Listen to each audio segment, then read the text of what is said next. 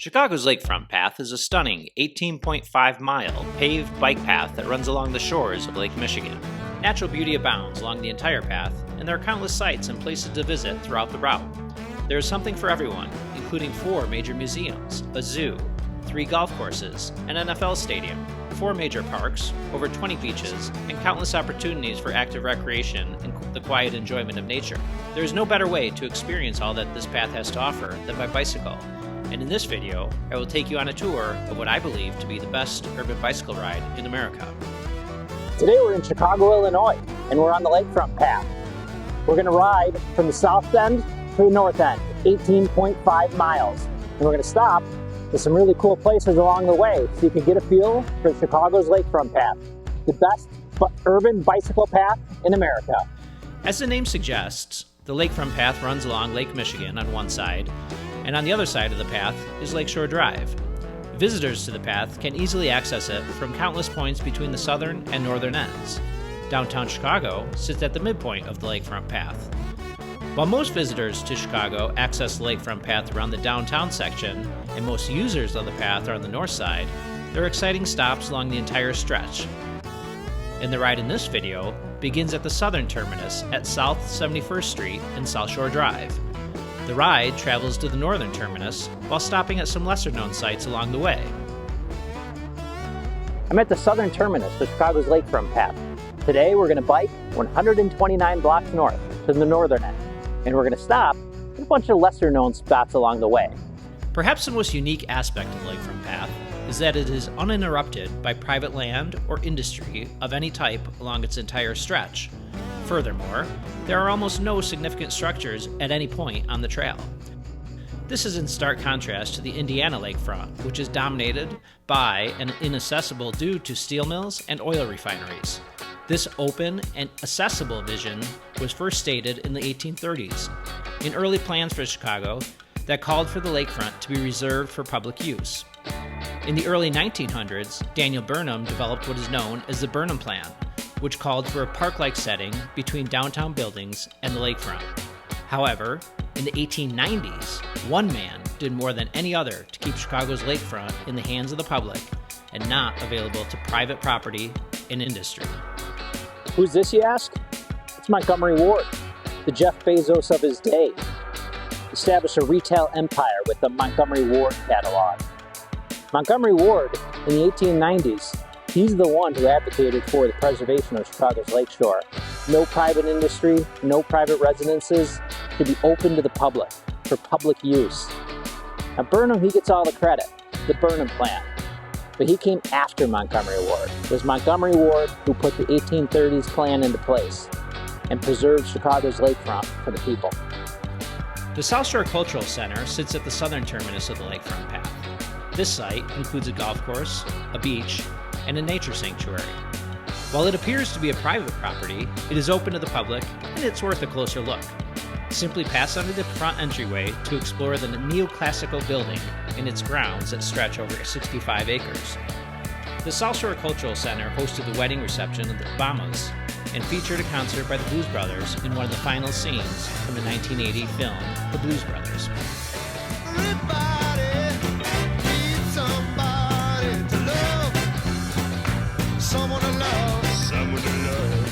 You might be asking yourself, how come the first mile or so of the Lakefront Path isn't right on the lake?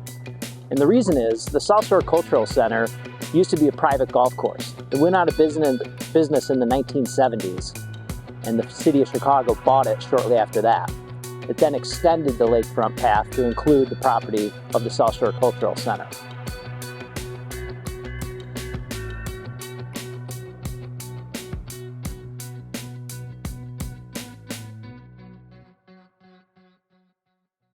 There are 4 major parks along the Lakefront Path, the southernmost being Jackson Park, which runs between 63rd Street and 57th Street South.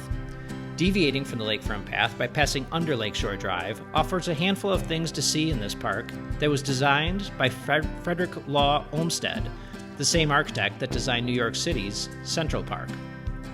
Jackson Park was designed ahead of the 1893 Columbian Exposition, a World's Fair that marked the 400th anniversary of Christopher Columbus's arrival in North America.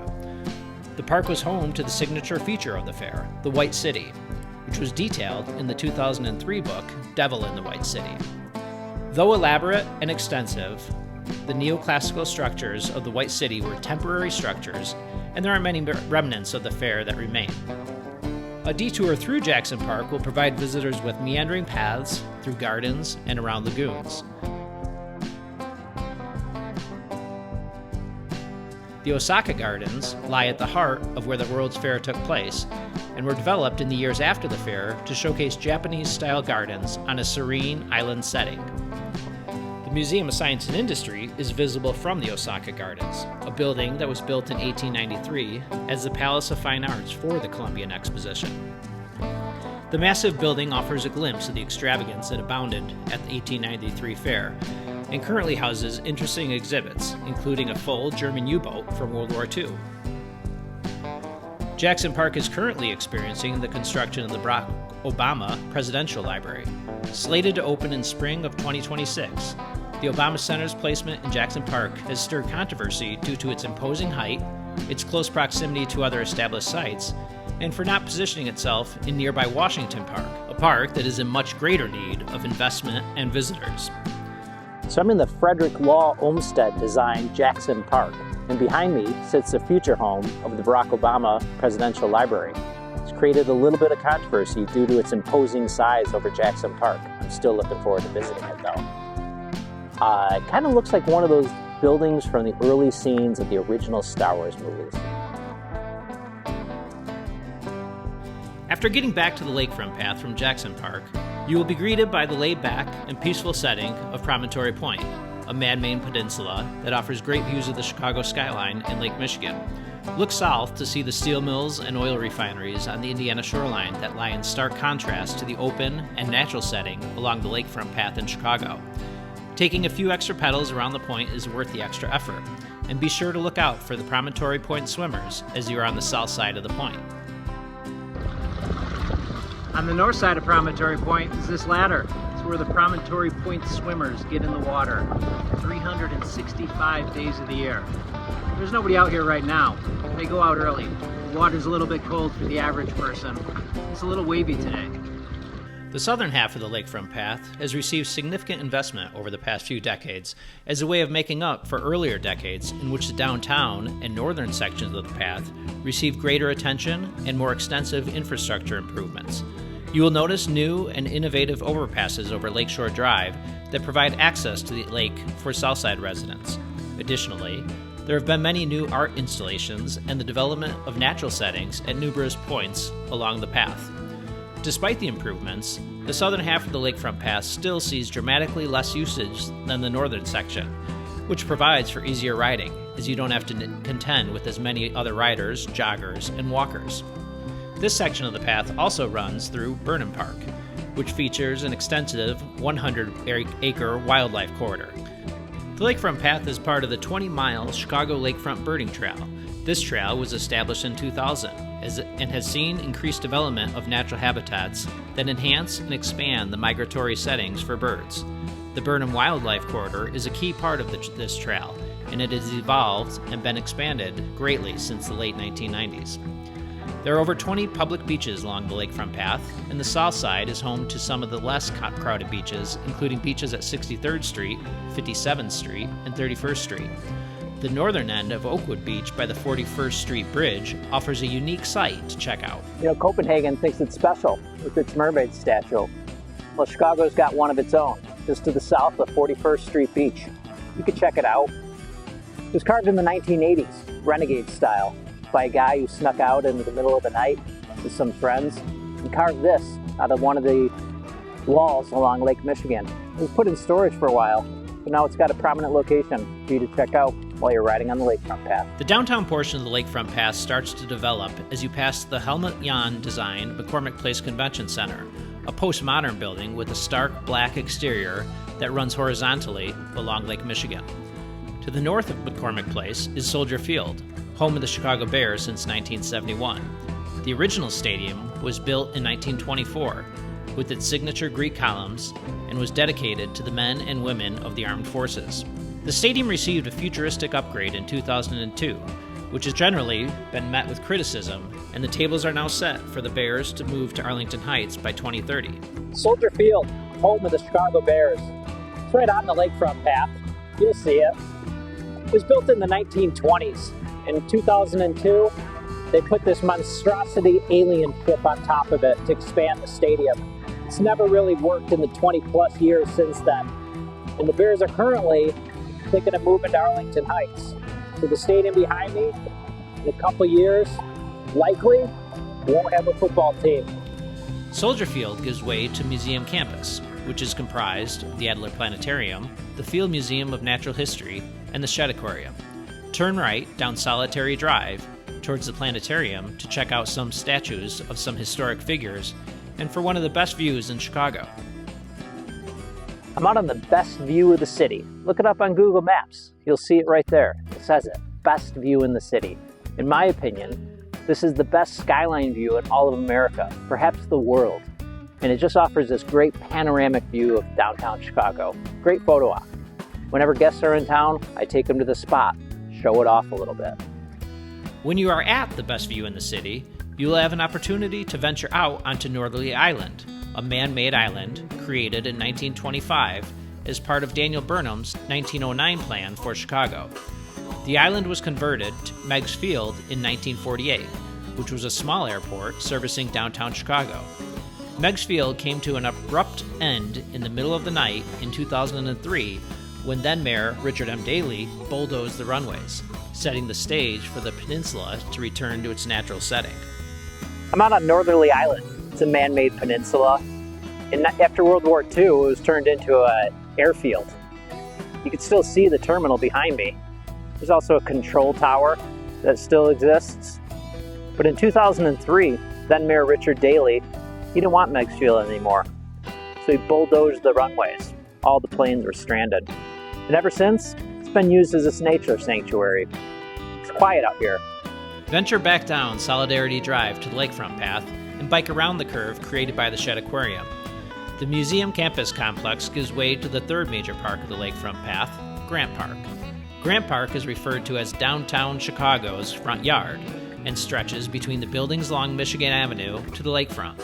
It has been home to countless games of 16-inch softball, 6 Chicago Bulls championship rallies in the 1990s, has been the annual home of Lollapalooza since 2005, and was the focus of the world on an unseasonably warm November evening in 2008. I'm in Grant Park now, the third major park of this tour, the front yard of Chicago. It was at this site on a warm November night in 2008 when Barack Obama gave his victory speech after being elected President of the United States. I was there. It was an important moment in the history of this country. Buckingham Fountain is the centerpiece of Grant Park. It was built in 1927 in an Art Deco style inspired by architecture at the Palace of Versailles. It is 280 feet wide and shoots water 180 feet into the air. It is positioned with the downtown skyline in one direction and Lake Michigan in the other. Nearby the fountain is one of the 2 ironic statues that will be featured on this ride. I'm in Grant Park now, and this is the third park we're going to see in this ride. And while I'm in Grant Park, I'm stopping by the statue of Lincoln. And our next park is going to be Lincoln Park. And you'll never guess who there's a statue of in Lincoln Park.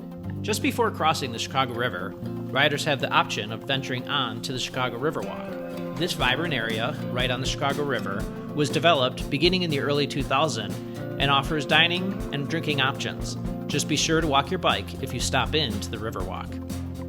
After the turnoff for the Riverwalk, you will get on the Navy Pier flyover, which was completed in 2021 after nearly a decade of construction.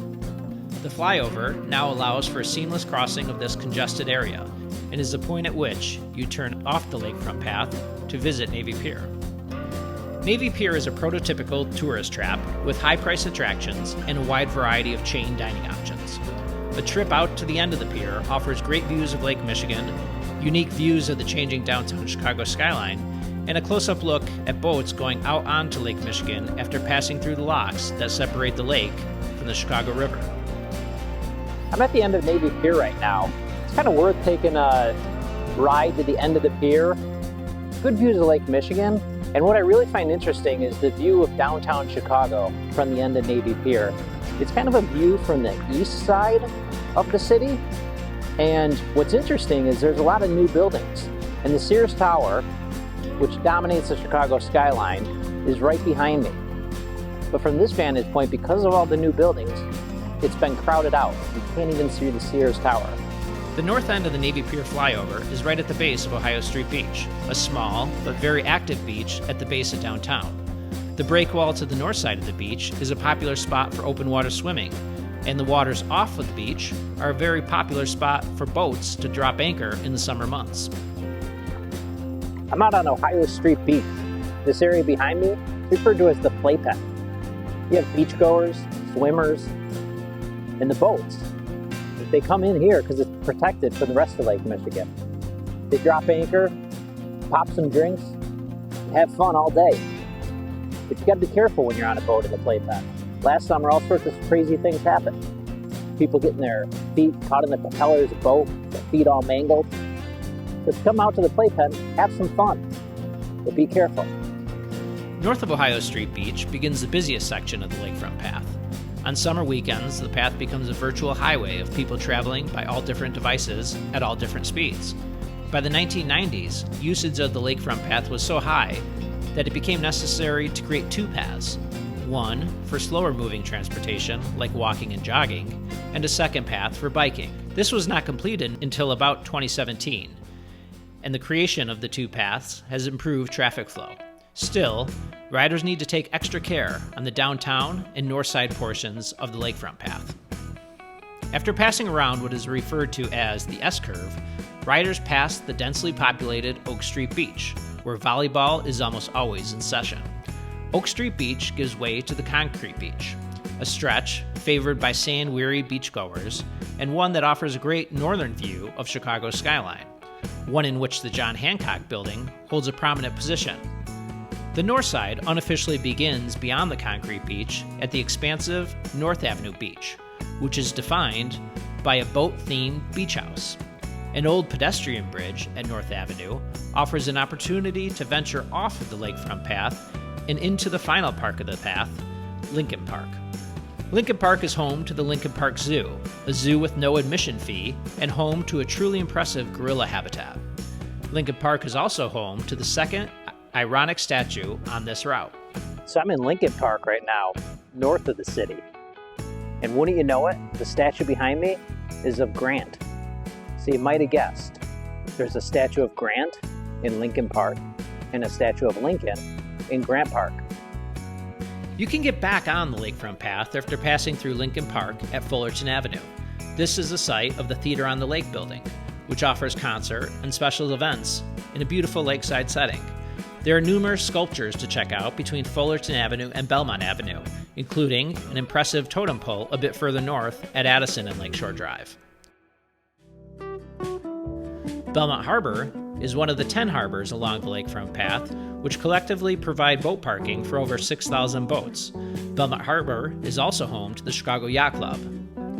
North of Addison Street lies Sidney R. Maravitz Golf Course, one of 3 golf courses on the Lakefront Path. Longtime Chicagoans know of this course as Waveland, and if you don't mind long wait times, it offers striking views onto Lake Michigan throughout the entire 9-hole course. Montrose Avenue sits at the north end of Waveland Golf Course and begins an expansive park-like setting with countless sporting opportunities, including a track, a football field, baseball fields, a skate park, sledding hill, basketball courts, and much more. Montrose Beach contains another natural habitat popular with birding enthusiasts. I'm at the Montrose Beach Bird Sanctuary. This whole Lakefront Path and beyond it, it's a birder's paradise. It's like 30 miles of natural habitats for birds.